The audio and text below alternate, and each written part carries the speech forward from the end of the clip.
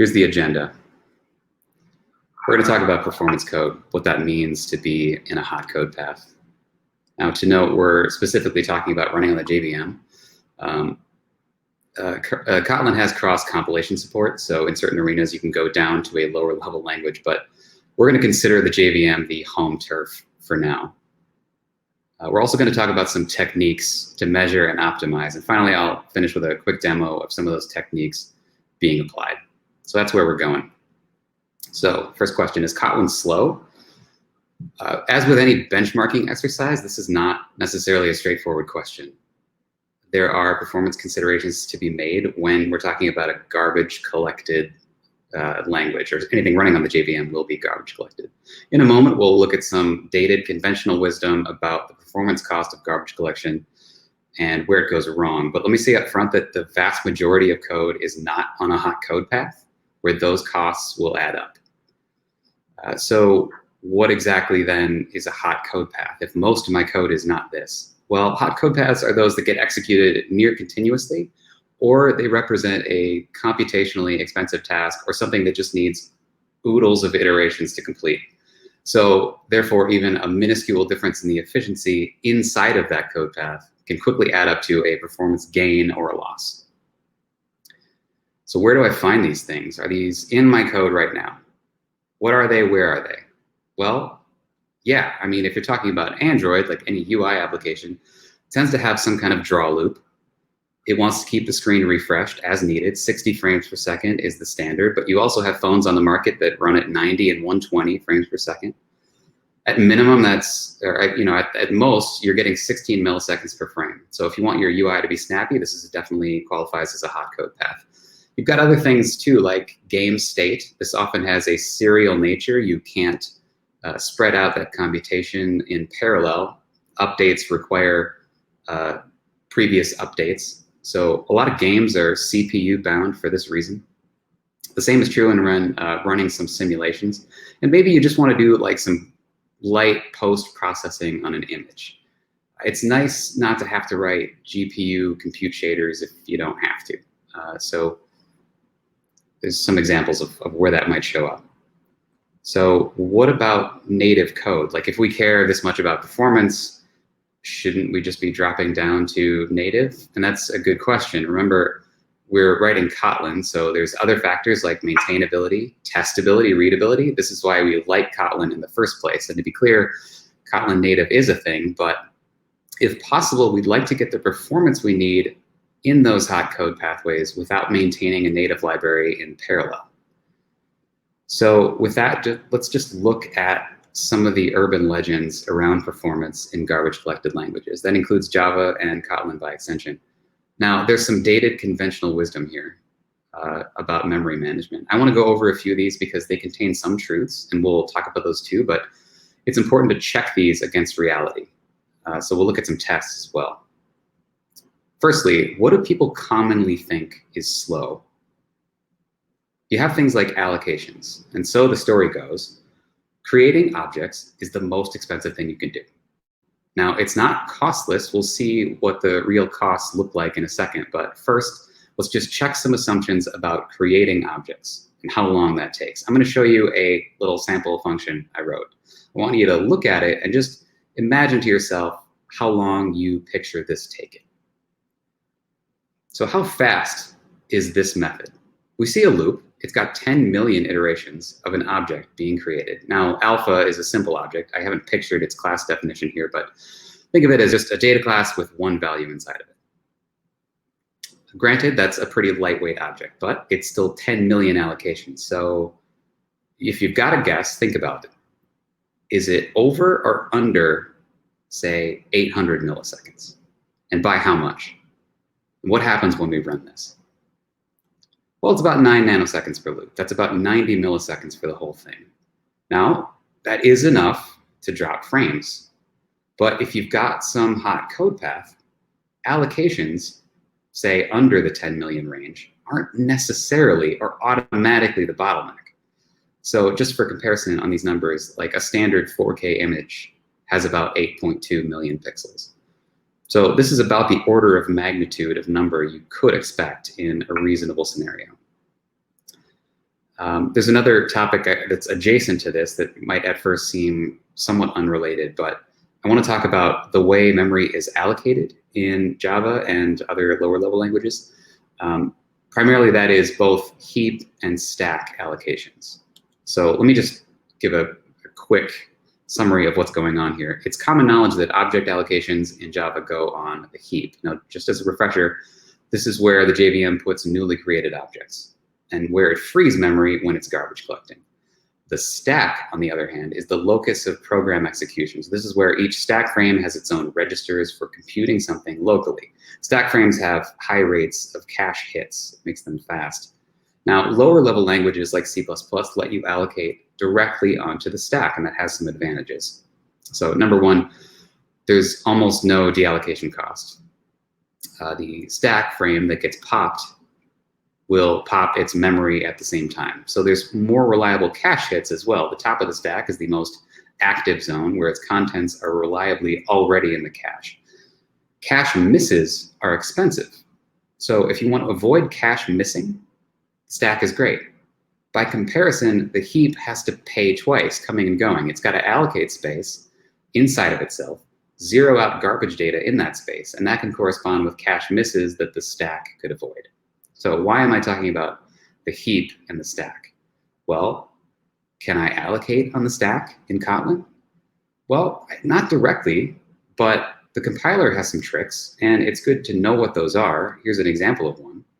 It's a very similar method to the one we just looked at, where alpha is being allocated. But in this example, alpha is being created inside the loop, and it never leaves the loop. This is analogous to stack allocation, and the compiler knows it.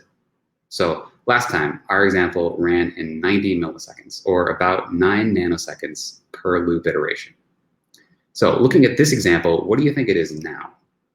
Is this faster or slower than that, given what I just said about stack allocation? And by how much?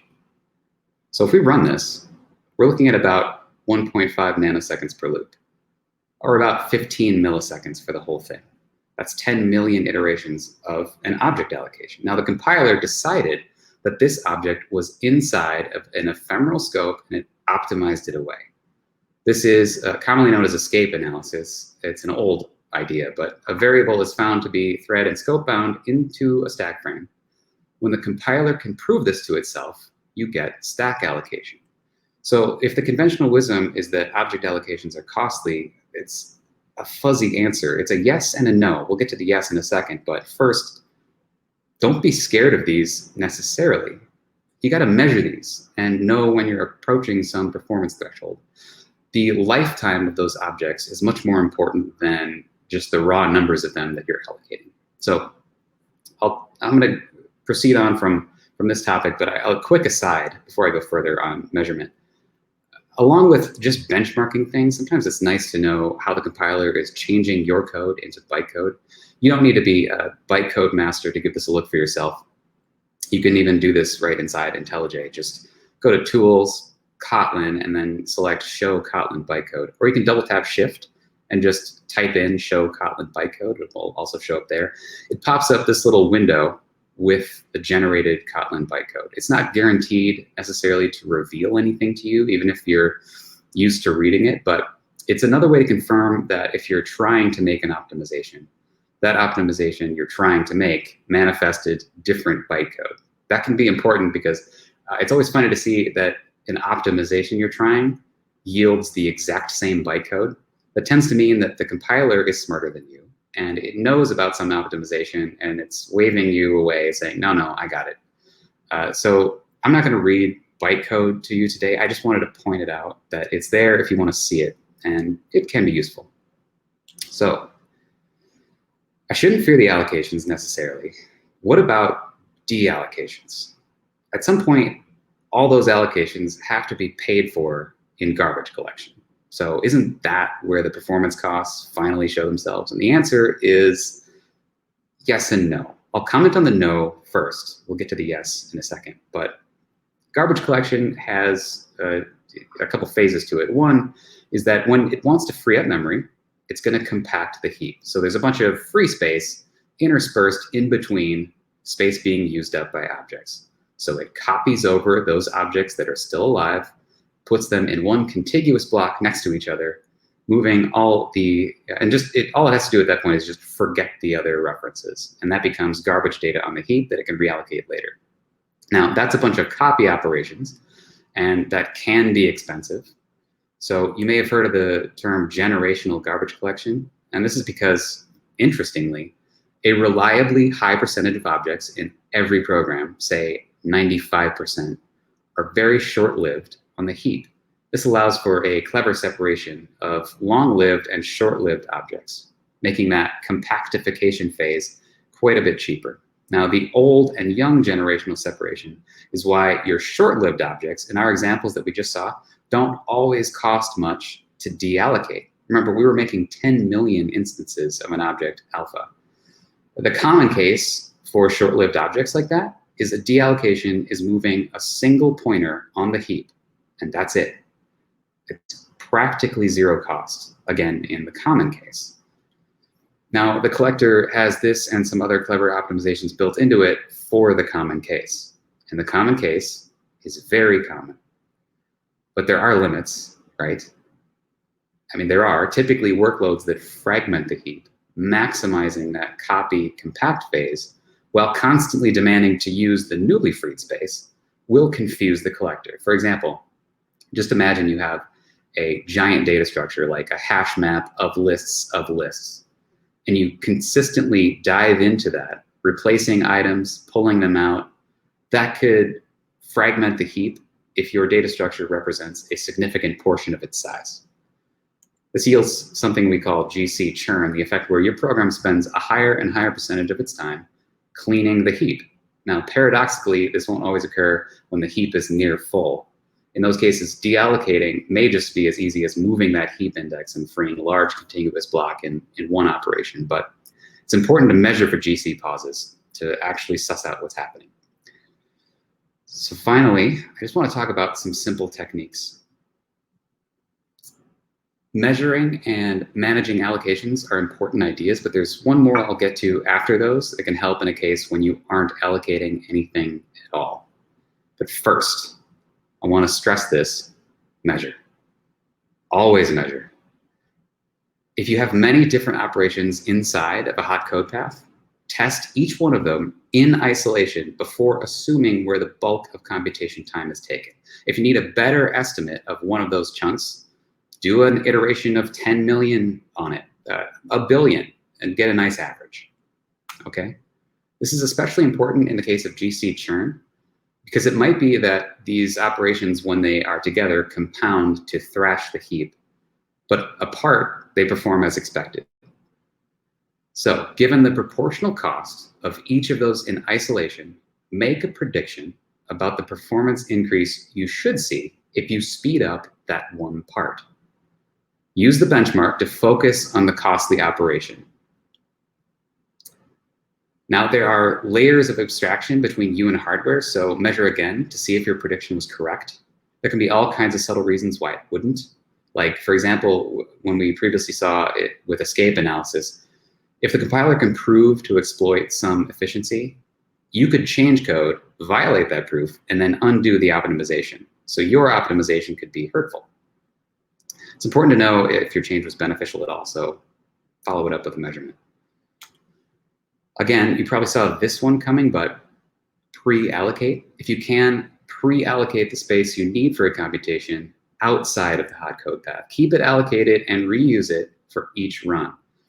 Now, our examples we said at the beginning, game state, image processing, simulation, they very often fall into this category. You can allocate a large buffer space and just let it live in that old part of the heap. This will mean that those short-lived objects that you're going to use eventually can easily be freed up. Okay, you've pre-allocated, you're not thrashing the heap. Each subroutine in your hot code path is reasonably fast on its own, and it's still slow. So it's not clear to where you should be spending your effort. So what do you do now? Sometimes a performance bottleneck isn't caused by an expensive operation, but just millions or maybe billions of tiny ones repeated. So Think of the operations you imagine are fast. We can list these in our mind.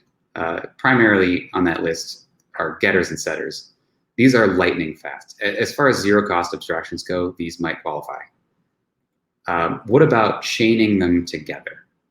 That's just following a few pointers on the heap, so typically no big deal. What about a hash map accessor? It's not strictly as fast as a standard get, but it's definitely not bottleneck material. So what if you're having to chain all of these together several times per loop in a very hot code path? Maybe something like this ridiculous example. Assume everything you see here is pre-allocated, and all we're doing is trading integer values after following a few pointers. Is this slow? Is it expensive? What if there are multiple data structures in there, inside each of those dot accessors, not just regular getters? What if this loop was, say, 1 billion iterations, not 10 million? And then where is the bulk of the computational cost? If you absolutely have to speed this up, where do you start? Well, this is something you commonly see in games, but imagine the case where you have a large collection of objects like game entities, objects in your game, and they have internal pointers, just like the previous example of alpha, gamma, and beta. They reference each other. So you've got something like this with a game entity position in 2D space. Maybe it's got other values not pictured here. And lastly, suppose you have some operation to move all the entities in your game upwards by a bit. Maybe the water level is rising and everything ascends in your simulation. So there's some elevate method that does exactly that.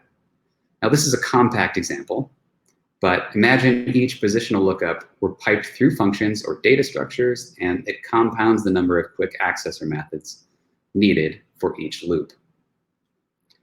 Can we arrange the input data to speed up this method? Well, maybe. Try something like this. Game entities here in this example just has the position of everything stacked inside an array. You have this vertical arrangement. You can still pre-allocate as many entities as you'd like, but methods like elevate, where a single operation is applied to a large collection of entities, is now just modifying the contents of a single array in one pass, which might look something like that. This is actually surprisingly applicable. You'll see this in particle systems and simulations. GPUs work pretty well when the inputs are formatted this way. Okay, so I've talked a lot with some of these techniques. Maybe it's time to show some of them in action. So I want to leave you with a little demo of what that might look like. I picked something that's visual so you can see the result. It's absolutely CPU bound, and it's outside of the thing you would prefer to run on the CPU if you don't have to, but I wanted to have a little bit of fun. So I'll show that now. I have an emulator up with some Fishies. This is a static image shown in a little demo app. And as I drag my pointer across the surface of the water, I can form little ripples. And this is a real-time computation being run in CPU, iterated over every pixel in the image, and a buffer on top of it that does a refraction index to figure out a new color for that pixel. Again, I would never do this for real on the CPU, but it's an effect you can achieve pretty reasonably in an environment that doesn't optimize well for this task. Okay. That's all I have for you today. I haven't looked at chat yet, but I will swap over to that if there happen to be any questions.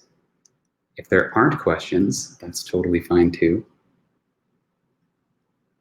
So if you have them, drop them in chat. I'll take a look.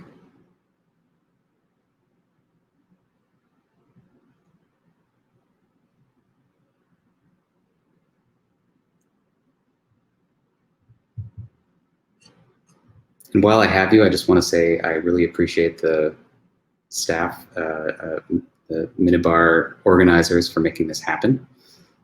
It's difficult to get all of this working and organized, so I appreciate that.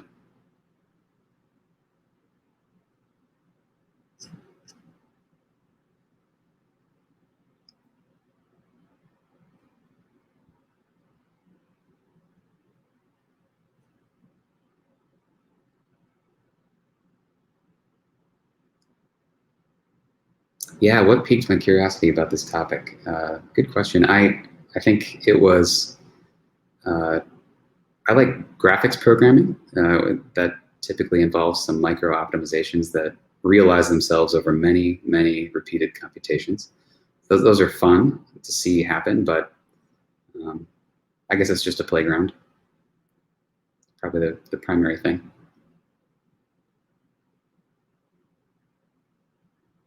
Thanks for that question.